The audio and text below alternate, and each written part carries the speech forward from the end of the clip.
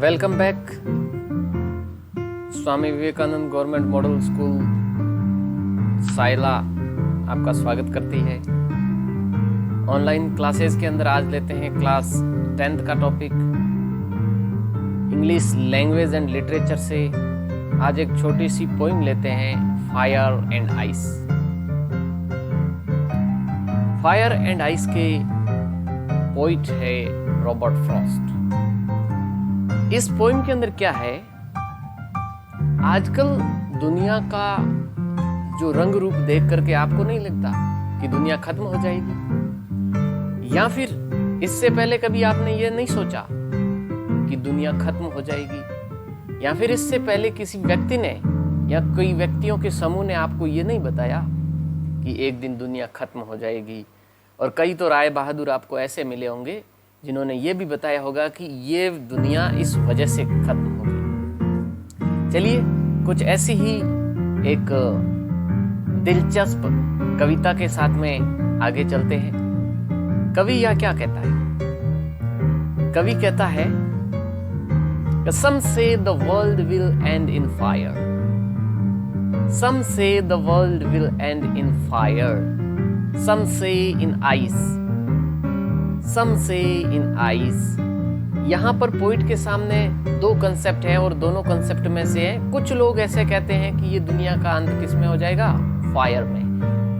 और जबकि कुछ कहते हैं कि दुनिया आइस से दुनिया का अंत हो जाएगा। From what I have tasted the desire, I hold with those who favor fire. जो लोग फायर का फेवर लेते हैं। रॉबर्ट फ्रॉस्ट ने भी दो प्रकार के कंसेप्ट सुने, उनमें से एक प्रकार का कंसेप्ट है कि दुनिया किससे अंत हो जाएगी? फायर से।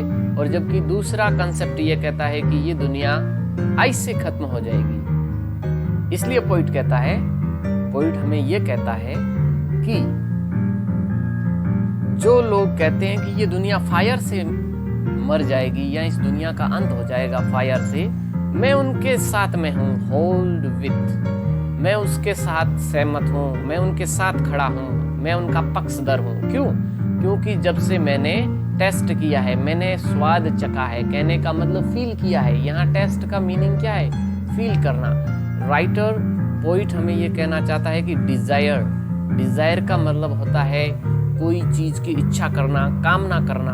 यानी दुनिया के अंदर जितनी भी मानव प्रजाति है, मानव मात्र के अंदर एक प्रकार का द्वेष है कि लोग चाहत बहुत रखते हैं और एक दिन ये चाहत इस दुनिया को खत्म कर देगी। कहने का मतलब फायर कोई आग नहीं लगने वाली है। कवि यहाँ पर फायर और आइस नाम के दो सिंबल आपके सामने प्रस्तुत कर रहा है। कवि कहता है कि एक तो फायर सिंबल है और एक है आइस सिंबल है। फायर के अंदर ऐसी चीज आती है जिस प्रकार से डिजायर है, यानी लोगों के अंदर की जो नेगेटिविटी है उसको बताया गया है कि इस नेगेटिविटी की वजह से, डिजायर की वजह से ये दुनिया खत्म हो जाएगी। यहाँ पर राइम स्कीम के बारे में आपने बाद में चर्चा करेंगे।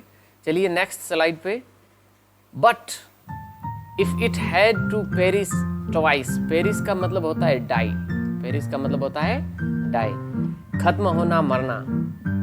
I think I know enough of hate. यहाँ पे एक और नेगेटिविटी की चर्चा की गई है जिसे हेट कहता है poet, to say that for destruction ice. Destruction का मतलब होता है विनाश। इज ऑल्सो ग्रेट, और ये भी बहुत बड़ा होगा। And would suffice, suffice is short form be sufficient, sufficient, enough, enough की सफाइस फॉर्म यहाँ पे कॉन्ट्रैक्टेड फॉर्म के रूप में पोइट अपन को ये बताने की कोशिश कर रहा है कि लोग कह रहे हैं कि या तो इस दुनिया का अंत किस में होगा? फायर में, और या फिर इस दुनिया का अंत होगा आइस से। मैं उन लोगों के साथ में हूँ जो कह रहे हैं कि फायर में। तो कवि कहता है कि जो लोग मानते हैं कि इस दुनिया का अंत किससे हो जाएगा? फायर से। जो लोग कहते हैं फायर से इसका अंत हो जाएगा, कवि इसके साथ में है। लेकिन कवि ये भी कहता है यदि इस दुनिया को 2 बार मरने का मौका मिले, यानी एक बार तो फायर से खत्म हो जाएगी। कहने का तात्पर्य लोगों की महत्वाकांक्षा, लोगों की डिजायर इतनी ऊंची है कि एक दिन ये दुनिया खत्म हो जाएगी। लेकिन यदि फिर बावजूद इसके इस दुनिया को 2 बार, ट्वाइस का मतलब 2 टाइम्स, यदि इसे 2 बार खत्म होने का मौका मिले, मरने का मौका मिले, यदि इसे 2 बार खत्म होने का मौका मिले, लेकिन ये असंभव है, फिर भी कवि कहता है I think I know enough of hat. तो यहाँ पर हैट पर्याप्त होगी। हैट का मतलब होता है ईर्ष्या, किसी से द्वेष की भावना, इस प्रकार की बहुत सारी नेगेटिविटी इस दुनिया के अंदर भरी हुई है। तो पोइट ये कहना चाहता है कि यदि दुनिया प्रथम दृष्टया माने तो लोगों के जो 2 धारणाएं हैं उनमें से मैं किसका समर्थन करता हूँ? मैं समर्थन करता हूँ फायर का।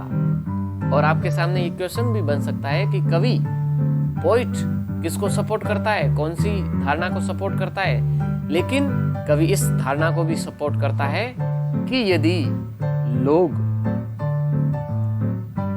हेटफुल है और डिजायरफुल है, उनमें से डिजायर दुनिया को पहले लेके डूबेगी, और यदि दुनिया को 2 बार मरने का मौका मिला तो ये हेट इसके लिए इनफ रहेगी, पर्याप्त रहेगी डिस्ट्रक्शन लाने का। डिस्ट्रक्शन का मतलब होता है विनाश। सफाइज ये सफिशिएंट का शॉर्ट फॉर्म है। यहाँ पे अब चर्चा कर लेते हैं अपन राइम स्कीम का। तो राइम स्कीम स्टेंजा फर्स्ट के अंदर फायर, डिजायर और फायर फिर फायर से मैच हो रही है। तो यहां पर इस फायर को अपन जैसे ए बोल दें तो ये भी क्या है? ए, और ये भी ए, और ये रहेगा बी। तो अपनी राइम स्कीम हो गई ए बी ए। समझ में आ गई? ये इस स्टेंजा की है। और नेक्स्ट स्टेंजा की राइम स्कीम हो जाएगी ट्वाइस किसके साथ मैच कर रही है? आइस के साथ में। तो ये हो गई सी आपकी, तो ये भी हो गया सी। फिर ये सफाइस इसके साथ में मैच कर रही है, तो ये भी हो गया सी। हैट हो गया आपका डी, और ये मैच कर रहा है ग्रेट से, हैट ग्रेट, ये डी। तो इसके अंदर आ गया सी डी, सी डी और फिर सी। और इससे पहले वाले का था ए बी ए। फाइनली आपको पूछा जाए आपकी राइम स्कीम क्या है, तो ये आपकी राइम स्कीम रहेगी इस पोएम की, यदि क्वेश्चन बन जाता है तो। चलिए, यहाँ पे मैंने कुछ होम असाइनमेंट तैयार किए हैं। आप इन क्वेश्चन का आंसर इस पोएम में से, इस पोएम की थीम में से निकालने की कोशिश कीजिए। What will the fire do with the world? What will the world and in? Why does the poet hold with those who favor fire? And why do some people say that the world will end in ice? Who is the poet of the poem Fire and Ice? ये छोटे छोटे question आपको practice के लिए दिए गए हैं। इस प्रैक्टिस को आप अपनी नोटबुक में जरूर कीजिएगा। तो इस प्रकार से ये छोटी सी पोइम थी रॉबर्ट फ्रॉस्ट की, क्लास 10th के लिए। और इसके बाद में देखते हैं नेक्स्ट लेसन भी मैं तैयार करूँगा। जैसे भी मैं लेसन तैयार करूँगा इसका वीडियो अपलोड कर लूँगा। आप ज़रूर देखते रहिए और पढ़ते रहिए SVGMS की ऑनलाइन क्लासेस के साथ में। Thank you so much.